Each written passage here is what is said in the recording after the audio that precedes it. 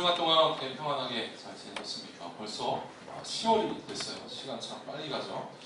이제 2016년이 3달 정도밖에 남지 않았습니다. 이 3달 동안 믿음의 진보를 이루어가시는 또 하나님의 은혜를 경험하시는 우리 청년들 되시기를 바랍니다. 10월달은 특별히 5주예요. 5주인데 지난주에 우리가 광고했던 것처럼 이제는 격달로 이 연합예배를 드리기로 했기 때문에 10월달은 총 5주 동안 우리 청년들이 함께 모여서 함께 예배할 수 있게 되었습니다. 그래서 마지막 주에는 이전에 계획했던 승하자매와의 그 이야기를 나누는 시간이 될 것이고, 다음 주에는 약간 광고를 제가 못했지만 교육부 전체에서 지금 이제 하는 일이 있는데, 내년에 올라올 친구들을 좀 미리 데리고 오자 하는 뭐 하여튼 그런 이야기가 좀 있었어요. 그래서 뭐 한 번이지만 다음 주에 지금 고3 친구들을 좀 불러서 좀 초청해서 예배드리는 시간이 될 것이고, 이후에는 10계명 설교를 가지고 계속해서 말씀을 전하도록 하겠습니다. 자, 오늘은 우리 앞에 보시는 대로 의식하지 않을 때 벌어지는 일이라고 하는 제목으로 말씀을 전할 텐데, 우리의 삶을 깨우고 또 우리의 믿음을 깨우는 시간이 되었으면 좋겠습니다.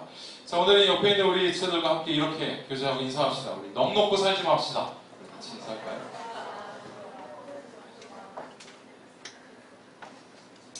네.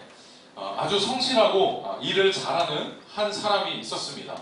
이 사람의 직업은 공무원이었는데, 이 사람이 이런 말을 했습니다. 잘 보이나요? 이런 거죠. 월급을 받으면서도 주어진 일을 열심히 하지 않으면 양심의 가책을 받았을 것입니다. 그러니까 공무원인 이 사람이 했던 말, 그러니까 이 말을 들으면 이 사람이 어떤 사람인지 대강 좀 분간할 수 있을 것 같습니다. 그러니까 적어도 자신에게 주어진 일에 대해서 굉장히 열심히 그리고 성실하게 이런 일들을 감당하는 뭐 그런 사람일이라 대강 이제 짐작이 가는 것이죠. 자, 그런데 그냥 이 말만 보면 뭐 주어진 일을 열심히 하지 않으면 양심의 가책을 받았을 것이다. 이 말이 굉장히 좋은 말처럼 들리지만 사실 제가 읽은 이 말은 굉장히 끔찍한 말이 되었습니다. 그러니까 왜냐하면 이 사람이 가지고 있는 그 성실함, 그것 때문에 벌어진 일이 무엇인지를 알면 이 말이 얼마나 끔찍한 것인지를 알 수 있어요.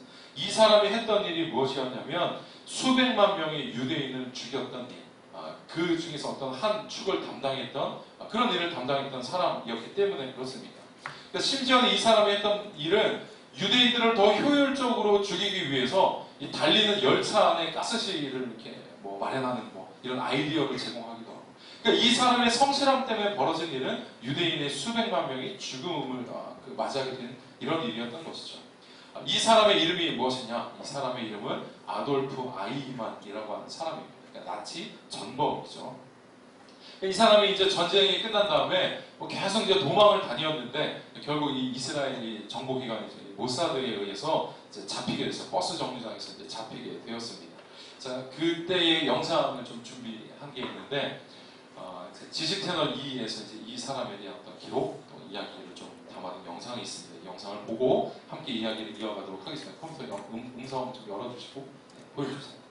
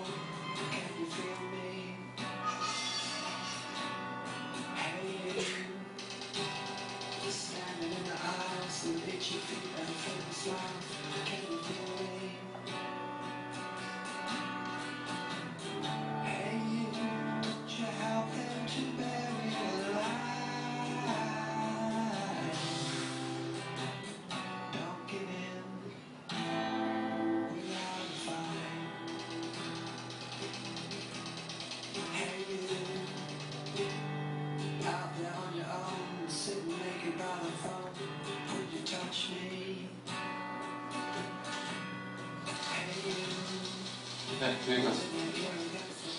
이 영상에 나왔던 이 한나 아렌트라고 하는 철학자가 이 법정에서 이제 처음부터 끝까지 모든 과정을 다 지켜본 후에 책을 한 권을 냈는데 여기서도 이제 소개되었던 예루살렘의 아이만이라고 하는 책입니다. 그 책에서 이런 이야기를 하는 거예요. 이 재판을 진행할 때 또 진행하기 전에 6명의 이 정신 감정 판별할 수 있는 이런 사람들을 배치해서 이제 뭐 이야기를 대화를 뭐 사전에 나눠보게 하기도 하고 또 목사님 한 분이 이 사람을 계속해서 이제 상담하고 이야기하고 뭐 이런 준비 후에 이제 재판을 진행하게 되었던 겁니다. 근데 그 6명의 정신과 의사들의 소견이 뭐냐면 지극히 정상적이라는 거예요. 그러니까 600만 명을 죽인 사람에도 불구하고 이 사람 자체만 보면 굉장히 정상적인 사람이에요. 그를 상담했던 목사님 역시 그를 매우 긍정적인 생각을 가진 사람이라고 평가하였습니다. 그리고 한나 아렌트가 보기에도 이 사람은 너무나도 그냥 평범한 한 사람에 그냥 불과했어요. 자, 그런데 도대체 그러면 유대인 이 600만 명을 학살한 그 끔찍함의 원인, 그 원인은 도대체 어디에 있는 걸까?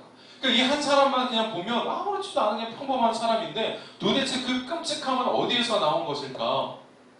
한나 아렌트가 이와 같이 이야기를 했습니다. 그가 유죄인 이유는 아무 생각이 없기 때문이다. 그러니까 책에서는 이거를 순전한 무사유라고 표현을 했어요. 그러니까 너무나도 순수하게 자기가 맡겨진 일에 대해서는 열심히 했지만 그 일 이후에 어떤 일이 벌어질까에 대해서는 생각하지 않았다는 거예요. 그러니까 순수한 무사유, 사유, 그러니까 생각하지 않았다라고 하는 것이죠. 여러분 그런데 도대체 이런 일이 가능해? 라고 이야기할지 몰라도 우리나라에서도 이런 일이 벌어졌죠. 그러니까 세월호 사건만 봐도 사실은 그런 거죠. 그러니까 거기서 사실 끝까지 책임져야 할 그 선장과 선원들이 자기들이 가만히 있으라고 방송하고 난 다음에 그냥 탈출해서 나와버리면 그 이후에 어떤 일이 벌어질지는 사실 불을 보듯 뻔한 거예요. 근데 이 사람들이 뭘로 일관한 겁니까? 순전한 무사유로 일관한 것이죠. 아이만의 주장은 이런 겁니다. 나는 단지 공무원이기 때문에 주어진 업무를 성실하게 수행한 것뿐이다. 이게 맞는 얘기죠.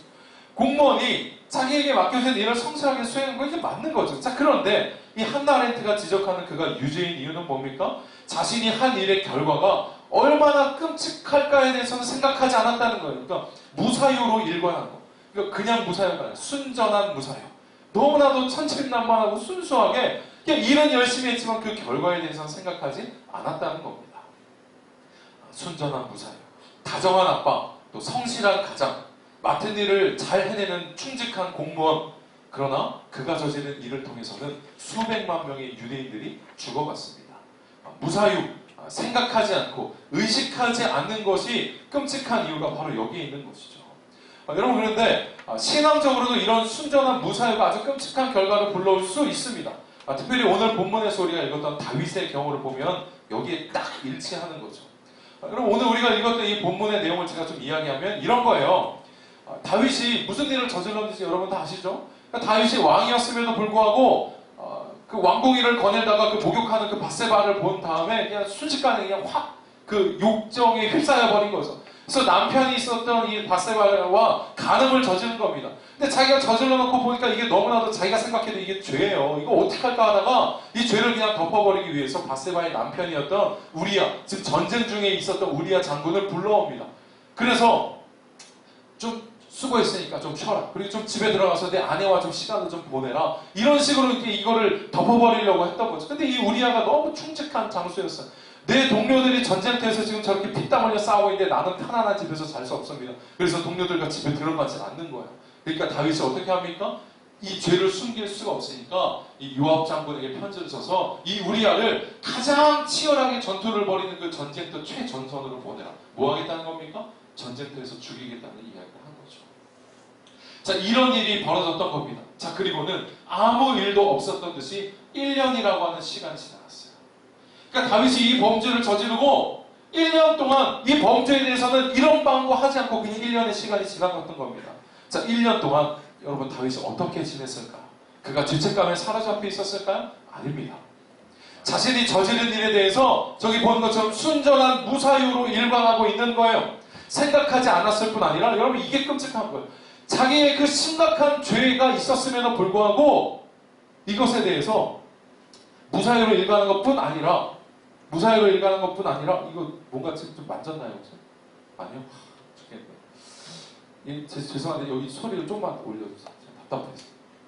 그 무사유로 일관한 것뿐 아니라 이전과 동일하게 예배를 드렸어. 그럼 이게 끔찍한 거예요. 그 심각한 일을 저지르고도 아무 일 없었다는 듯이 예배를 드렸어요. 그리고 제사도 드렸어요. 그리고 하나님을 찬양했어요. 심지어 다윗이 가지고 있었던 양심, 자신의 양심은 아주 칼끝같이, 이 칼날 끝같이 아주 매우 날카로웠어요. 그러면 도대체 이런 일이 어떻게 벌어질까요? 오늘 본문이 그걸 알려주고 있습니다. 다윗의 양심이 어땠는가를 알려주고 있어요. 어느 날 이 나단 선지자가 찾아왔어요. 그러니까 그 비유를 통해서 한 가지 이유를, 그 이야기를 들려주는데 이런 거예요. 부자와 가난한 사람이 있습니다. 근데 부자는 양과 염소와 소가 너무너무 많아. 부족함이 없어요. 근데 가난한 사람이 있었는데 이 가난한 사람에게는 작은 양 새끼, 암양 새끼 한 마리밖에 없어요. 근데 부자에게 손님이 찾아왔습니다. 손님이 찾아왔으니까 이거를 대접을 해야 되지 않을까? 양이든 염소든 뭐든 지금 잡아야 되는데 나한테 이게 굉장히 많이 있기는 하지만 아까워. 내 것을 가지고 이렇게 하기에는 너무 아까워서 이 부자가 그 가난한 사람에게 한 마리밖에 없었던 그 한 마리 새끼 양을 데려다가 손님을 대접했다는 이야기입니다. 근데 이 이야기를 듣고는 다윗이 어떻게 반응해요? 이렇게 반응했어요. 오늘 5절에서 6절에 보면 다윗이 그 사람으로 말미암아 노하여 나단에게 이르되 여호와의 살아계심을 두고 맹세하노니 이 일을 행한 그 사람은 마땅히 죽을 자라. 이게 뭐야? 그러니까 다윗이 보기에 어떻게 이런 부자면서 이런 악한 일을 저지를 수 있는 사람이 있는가? 다윗이 분노했어요. 여러분 분노했다는 건 뭐예요? 다윗의 양심은 이것이 죄라고 하는 것을 알 수 있을 만한 양심을 계속해서 가지고 있었다는 이야기를 하고 있는 겁니다. 여러분 그런데 다윗이 이렇게 말할 수 있는 사람일까요? 정말로? 실상이 이런가요? 나단이 다윗을 향해서 이렇게 고발을 하죠. 7절에 보면 나단이 다윗에게 이르되 당신이 그 사람이야. 그러니까 당신은 지금 그 범죄를 저지르고도 아무렇지도 않게 1년간 지내오면서 하나님을 예배하고 찬양하고 심지어 이런 부정한 일을 저지른 사람에게 어떻게 이런 일이 있을 수 있냐라고 말이죠. 어떻게 양심 있는 사람이 이럴 수 있느냐고 지적하는 그런 사람처럼 보이겠지만 실상은 그 부자가 당신의 모습입니다. 이렇게 고발하고 있는 거예요. 우리아의 아내를 빼앗았을 뿐 아니라 고의로 죽이기까지 한 그였습니다. 여러분 그런데 그러면서도 다윗은 여전히 성실하게 예배를 드리고 있었던 거예요. 그럼 어떻게 이게 가능할까요? 그럼 이게 정말 끔찍한 겁니다. 그 심각한 죄를 가지고 있었으면서도 아무렇지도 않은데 예배를 드릴 수 있었다는 거예요. 그 끔찍한 죄를 품고도 죄에 대하여서는 여전히 순전한 무사유로 일관하고 있으면서 그러면서도 열심을 다해서 최선을 다해서 예배하고 찬양할 수 있었다는 이 아이러니, 이게 여러분 정말로 끔찍한 겁니다. 여러분 제가 오늘 여러분과 나누고 싶은 좀 이야기는 사실 좀 무거운 주제입니다. 근데 저는 이런 이야기가 단지 다윗의 이야기다, 그냥 그것만 이야기하고 싶은 게 아니라 이 이야기를 통해서 우리 스스로를 돌아봐야 된다라고 하는 이야기를 하고 싶은 거예요. 앞서 이야기했던 그 한나 아렌트의 책이 있는데 그 책의 부제가 보여주세요. 책의 부제가 악의 평범성에 대한 보고서입니다. 예루살렘의 아이만, 이게 이제 큰 그 제목이고 부제가 악의 평범성에 대한 보고서. 여러분 제가 끔찍하다라고 말하는 것이 무엇인가 하면 우리 속에 어떤 악한 것이 있어. 우리 속에 어떤 악한 것, 또 우리의 삶 속에 어떤 악한 것이 있음에도 불구하고 이 죄가 있어. 근데 그럼에도 불구하고 이런 것들이 겉으로 표출을 되고 우리가 살아갈 때 아주 그냥 징그럽고 악독하고 이런 모습을 가지고 살아가느냐? 그렇지 않다는 거예요. 악의 평범성. 그러니까 아주 순전하게 살아가지만 그 속에 악한 것을 품고 있다는 거예요. 그러니까 품고 있지만 아주 순수한 것처럼 살아갈 수 있게 위장할 수 있는 사람들이 바로 우리라는 거예요. 그러니까 이 악한 모습이 아주 평범하게 나타난다는 거예요. 그러니까 아이만과 같이 여전히 좋은 아빠이면서 사람을 몇백만 명 죽일 수도 있는 거예요.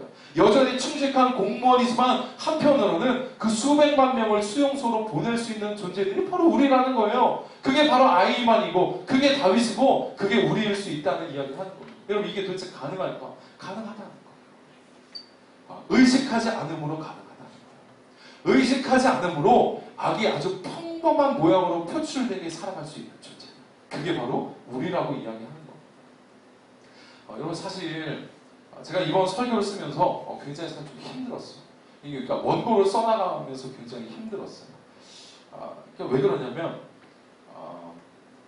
뭐 관심이 있는 사람들이나 알지 사실 뭐 여러분들이 뭐 그렇게 이런 일들에 대해서 알지는 못하리라 생각이 되는데 지금 한국 교계, 그러니까 기독 교계에 유행처럼 번지는 게 있어요. 근데 좋지 않은 일인데 유행처럼 번져. 이게 뭐냐면 목회자들의 성추문이 유행처럼 번지고 있어요.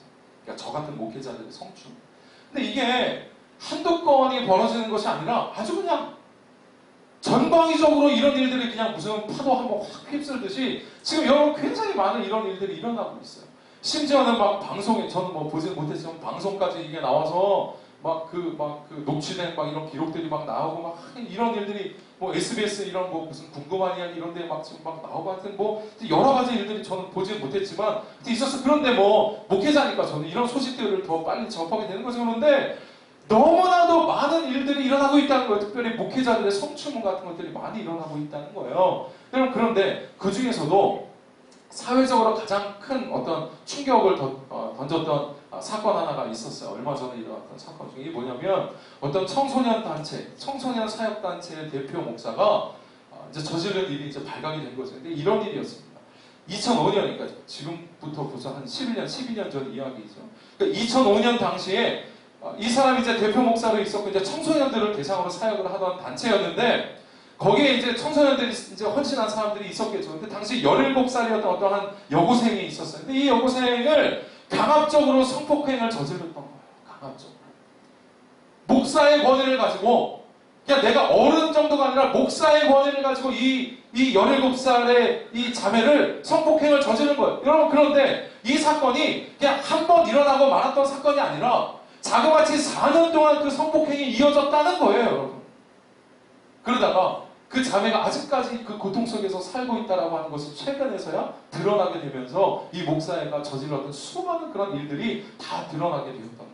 여러분, 제가 이 이야기를 하는 것은 제가 어떤 그런 일들을 저지른 목사님들을 욕하기 위함도 아니고 적어도 나는 그들과는 다른 목회자입니다를 말하려고 하는 것도 아니에요. 실은 우리도 다 마찬가지입니다. 우리도 부지불식간에 다윗이 무슨 계획하고 범죄를 저지른 게 아니었어요. 여러분 우리도 어느 순간 그 어떤 유혹 앞에 속수문 채 우리도 당할 가능성이 사실 있어요. 그래서 저는 더 솔직히 말하면 그게 이제 잘했다가 아니라 이거 오해하지 말고 들으세요. 잘했다가 아니라 저는 죄를 지을 수 있다라고 생각합니다. 그러니까 이거 잘 들으셔야 돼요. 그 목사를 두둔하기 위함이 아닌 거예요. 그러니까 실수로 이 죄를 저지를 수 있어요. 그러니까 우리는 다 약하니까. 옛날에 어떤 더 얘기하면 좀 이상해지는 것 같아서.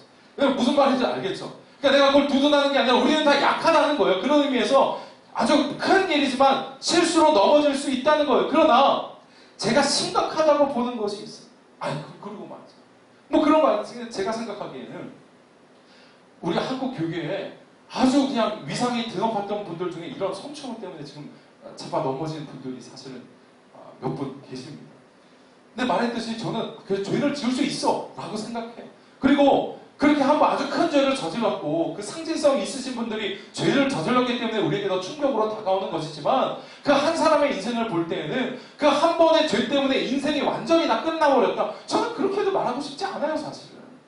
물론 그 사람이 지은 죄에 대해서 충분한 대가를 치러야 되는 것이지만 그렇다고 해서 만약에 한 번의 실수 때문에 우리가 다 나가 자빠지고 우리 인생이 끝난다고 한다면 우리가 무슨 소망으로 도대체 살아갈 수가 있어요. 그러니까 저는 제가 바라는 더 이상적인 것은 죄에 지은 그분이 넘어졌다 그래서 인생이 끝났다가 아니라 그분이 충분한 자숙기간을 갖고 충분한 죄에 대한 대가를 치러서 그 이후에 더 새로운 더 사람들에게 덕이 되는 아름다운 인생을 살아갈 수 있었다. 여러분 예수님이 그렇게 하신 거잖아요. 가늠한 여인 붙잡아와서 뭐라 그랬습니까? 나도 너를 정죄하지 않을 테니까 가서 다시는 죄 짓지 말고 새로운 인생 살아라. 그랬잖아요. 그러니까 제가 생각하기에 아름다운 스토리는 거기까지 이어지는 거예요. 그런데 제가 말했던 이 목사님이 정말로 심각했다. 이거 어떻게 할 거야? 이렇게 생각하는 이유, 정말 심각하다고 보는 이유는 자그마치 그 성폭행을 저질렀던 기간, 그 기간이 4년 동안 지속되고 이어져 왔다는 거, 이건 심각한 거예요.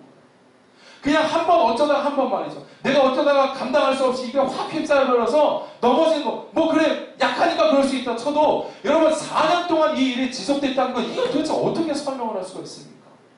4년 동안 이 사람이 하나님을 의식하면서 살았다. 단 한순간이라도 진실하게 하나님을 기억할 수 있었다면 어떻게 4년 동안 이 일을 저질러 수 있었냐고. 그리고 지금 한 10여 년의 시간이 흘렀는데 그때까지 도대체 뭐 했냐고. 그때까지. 그 일이 있었음에도 불구하고 그냥 숨겨버렸잖아. 그냥 덮어버렸잖아요. 제대로 된 회개조차 하지 않으면서 여러분 더 끔찍하고 무서운 것은 이 목사님이 아주 열심히 열정적으로 사역했어. 그리고 그 사역에 어떤 열매들도 막 일어나고 막 이랬단 말이죠. 도대체 이 일을 어떻게 설명할 수가 있어? 그러면서도 존경받고 말이죠. 능력 있는 사역자라고 평가를 받았으니 도대체 이걸 어떻게 설명을 하고 받아들여야 되는 거예요? 여러분, 이 목사님이 그래요. 저 많은 열매를 거둔 거 그래요. 뭐 그럴 수 있어요. 많이 있어요. 그러나 그 분이 했던 사역과 그 분이 드렸던 그 예배를 하나님이 기뻐하셨겠냐?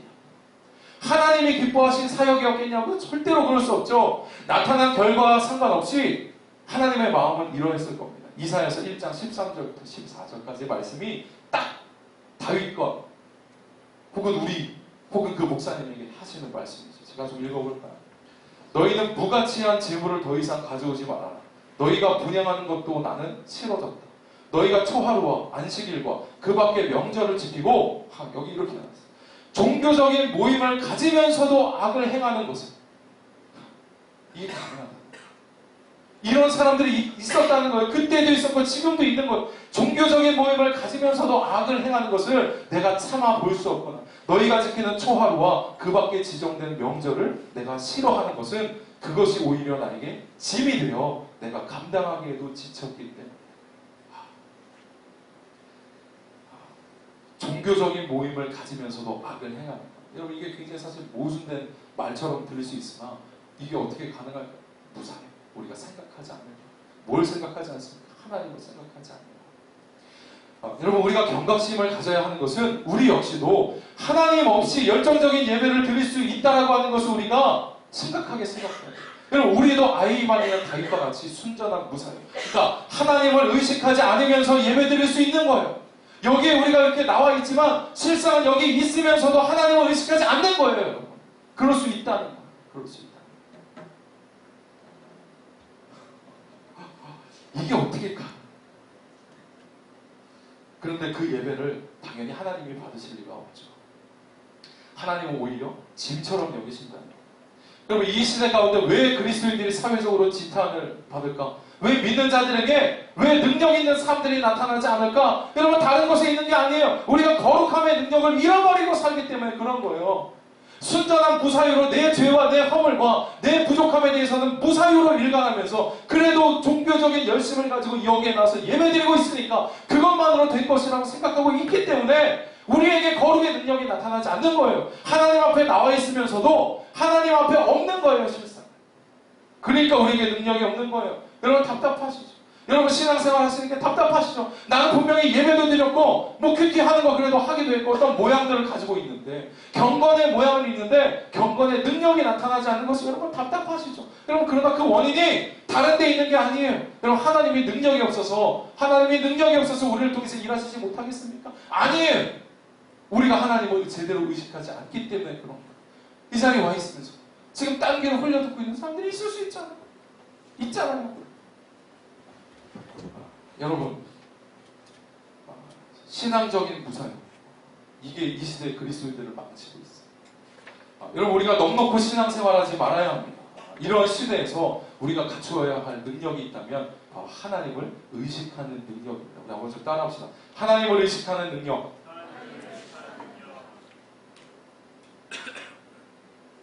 하나님을 의식하는 능력이 필요해요. 순전한 무사유로 그냥 일상 살아가면서 한 번도 하나님을 생각하거나 떠올려보거나 기억한 적도 없이 이곳에 나와 있다면 능력 있는 사람은 다 용하는 일이에요.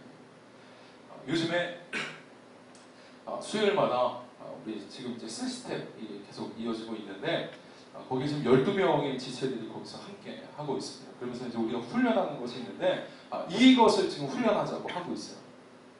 하루하루마다 하나님을 의식하자. 그리고 순간마다 하나님을 의식하죠. 도대체 그때에 우리에게 벌어지는 또 변화될 수 있는 그런 것들이 무엇인지 우리가 함께 좀 보자, 확인해 보자. 그리고 저도 마찬가지예요. 여러분 제가 어느 순간부터 느끼는 것은 제가 목사이지만 그래 나도 사실은 그렇겠다. 그렇겠다가 아니라 그렇다. 나에게도 어떤 거룩의 능력이 잘 나타나지 않는다. 그러니까 청년들에게는 뭐 이렇게 막 이렇게 얘기해도 내 삶을 둘러보니까 나에게도 뭐 별다른 이렇게 능력이 나타나지 않는 것을 봐요. 그래서 저도 12명의 청년들과 함께 지금 훈련하고 있습니다. 그런데 첫 주 지나서 이제 딱 한 주 지나서 이렇게 만나서 이렇게 한 주 동안 있었던 그런 일들을 함께 나누는데 저는 굉장히 그 시간이 기대가 됐어요. 어떤 지체는 하나님을 의식하기 시작하니까 행동 반경이 달라집니다. 그리고 어떤 지체들은 하나님을 의식하기 시작하니까 내 속에 있는 죄, 내 속에 있는 허물들이 보이기 시작한다라고 이야기했어요. 그러니까 너무 자연스러운 반응인 것이죠. 왜냐? 하나님을 의식하니까.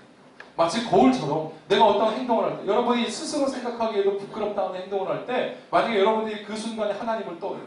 근데 그 하나님을 떠올리는 게 마치 거울이 내 앞에 있는 것과 같은 것이다.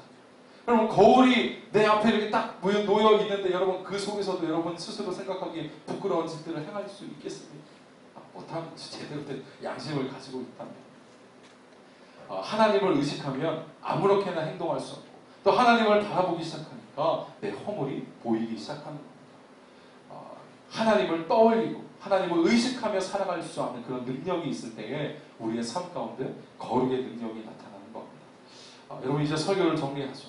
여러분 하나님을 의식하면서 살아가십시오. 여러분이 여기에 지금 나와서 앉아있다라고 하는 사실에 만족해서는 그렇게 살아갈 것이 아니라 일상에서 여러분이 하나님을 의식하면서 살아가셔야 합니다. 여러분 그리고 제가 한 가지 특별히 더 권면하고 싶은 것이 있어요. 이게 뭐냐면 적어도 우리가 그리스도인으로 하나님을 의식하면서 살아가는 사람들이라고 한다면 여러분 예배를 나올 때에도 우리가 바른 마음과 바른 마음 그 태도를 가지고 나가는 게 필요하지 않을까 해요. 예배가 나올 때 은혜를 기대하는 마음으로 오늘 하나님이 나에게 어떤 은혜를 주실까 여러분 이 마음도 필요합니다. 그러나 또 한편으로는 나에게 있는 어떤 죄의 문제들 또 나에게 있는 어떤 허물의 문제들 이런 것들을 그냥 가벼이 여길 것이 아니라 적어도 예배 앞에 나올 때 은혜를 기대하는 마음과 하나님을 경외함으로 내 허물에 대해서 두렵고 떨리는 심정을 가지고 여러분 나오셔야 됩니다. 그러니까 예배하러 나오시는 여러분들의 마음은 두 가지가 있어요. 한 면으로는 은혜를 간구하는 마음 또 한 가지 면에는 내 모습으로 인한 그런 두렵고 떨리는 심정으로 여러분 나오셔야 됩니다. 제가 하여튼 몇 번 이야기하지만 좀 여러분이 드리는 예배를 좀 더 소중히 여기시고 제발 예배에 나오는데 우리 청년들 이제 좀 있으면 한 3, 4년, 5, 6년, 7년, 8년 지나면 다 결혼해서 이제 이 청년년으로 올라가셔야 되는 분들이잖아요. 근데 아직까지 제가 여러분 유초등부만도 못한 예배 시간을 지키고 있어요, 우리가. 제가 오늘 유초등부 특별히 설교했기 때문에 내가 거기 예배 가 있었더니 뭐 거기도 그냥 뭐 다 저기 한 건 아니지만 적어도 우리보다 낫더라. 예배 시간 딱 됐더니 적어도 절반 이상은 거기 들어와 있는 거예요. 근데 우리는 유초등부만도 못해요. 여러분 이러면 안 됩니다. 제가 이걸 잔소리해서 여러분들이 나오는 게 아니라 저도 여러분들이 하나님 앞에 바른 마음과 바른 태도를 가지셔야 된다고 하는 이야기예요. 오늘은 은혜 받았다. 오늘은 은혜 못 받았다. 혹은 오늘 설교는 들을만했다. 오늘 설교는 좀 지루했다. 여러분 이것은 엄밀하게 말하면 예배에 대한 올바른 태도가 아닙니다. 하나님이 여러분에게 주실 은혜가 부족하시겠습니까? 아닙니다. 구하는 자의 마음과 태도가 관건인 것이죠. 여러분의 예배가 하나님 앞에 무거운 짐으로 여겨지지 않도록 늘 깨어서 예배할 수 있어야 합니다. 여러분 하나님을 의식하면서 사세요. 일상에서도 하나님을 의식하며 사시고 적어도 그리스도인이 가장 중요한 것이 되어야 할 예배에 앞서서도 하나님을 의식하고 바른 마음과 바른 태도를 가지고 예배하셔야 합니다. 자, 이렇게 하나님을 의식하는 삶을 통하여서 여러분 삶에 거룩의 능력이 나타나서 그것들을 경험하는 여러분 모두가 되기를 주님의 이름으로 축원합니다. 잠시 기도하겠습니다. 하나님, 이 시대 경건의 모양은 있어도 경건의 능력은 사라진 그런 시대를 우리가 경험하고 있습니다. 열심히 예배하고 또 열심히 사역하고 또 많은 열매들을 맺은 것처럼 보이는 그런 일들 속에도 또 뒤집어서 보면 그 말로 설명할 수 없어요. 하나님 이러한 또 부정과 또 악과 죄들이 그 안에 숨어있는 것을 봅니다. 하나님 이 시대 우리가 잃어버린 것이 무엇입니까? 하나님 우리가 예배하지만 그럼에도 불구하고 우리가 놓고 있는 것이 혹시 무엇이 있습니까? 하나님 오늘 말씀으로 나누었던 것처럼 순전한 무사님, 하나님을 의식하지 않고 살아감으로 죄를 지어서도 아무런 꺼리낌 없이 예배드릴 수 있는 그런 양식, 그런 신앙 양식 갖지 않게 하나님 도와주시옵소서. 우리가 늘 깨어 있어서 하나님을 의식함으로 인하여서 하나님을 경외할 줄 아는 사람들이 될 수 있도록 하나님 도와주시고, 하나님을 경외함으로 우리의 삶을 조금씩 바꾸어갈 수 있도록 하나님 도와주시옵소서. 하나님 넉넉고 살아가는 그리스도인들이 아니라 바르게 하나님을 의식함으로 이 세상을 바라보며 거룩의 능력으로 살아갈 줄 아는 우리 꿈마라님께 모든 청년들 되도록 인도하여 주시옵소서. 모든 것을 믿고 감사드리며 예수님의 이름으로 기도드립니다. 네. 이 시간 함께 찬양하시면서 우리 준비하신 예물 하나님께